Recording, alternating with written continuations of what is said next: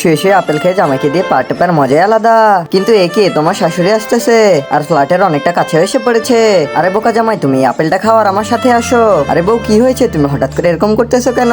আরে তুমি এত কথা বলতেছো কেন? তুমি এখানে চুপচাপ শুয়ে থাকো। আরে বন্ধুরা, এখন আমাকে তাড়াতাড়ি ঘর গুছাতে হবে, তা না হলে আমার শাশুড়ি এসে যদি ঘরের অবস্থা দেখে তাহলে তো আমাকে মেরেই ফেলবে। কেননা আমার জামাই বোকা হলেও আমার শাশুড়ি খুব রাগী, আর আমার জামাই বোকা বলেই আমি ঘরে কোনো প্রকার কাজ করি না, আমার জামাইকে দিয়ে সব কাজ করাই। আর আমি বিয়ে হওয়ার পরে ঘরের কাজ খুব কমই করেছি।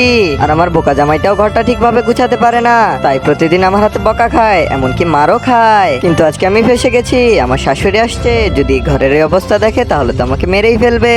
আর আমি আমার জামাইকে বুদ্ধি করে ঘুম পাড়িয়ে দিয়েছি, যেন আমার শাশুড়ি এসে দেখে আমার জামাই শুধু ঘুমায়, কোনো প্রকার কাজ করে না। আর সত্যি কথা তো আমিই জানি, কারণ আমার জামাই সব ঘরের কাজ করে, আমি একটুও কাজ করি না। এখন কথা বাদে তাড়াতাড়ি ঘরটা গুছিয়ে ফেলি, আমার শাশুড়ি এসে পড়লো বলে। বন্ধুরা, ভিডিওটিতে লাইক এবং চ্যানেলটিকে সাবস্ক্রাইব করে দিও।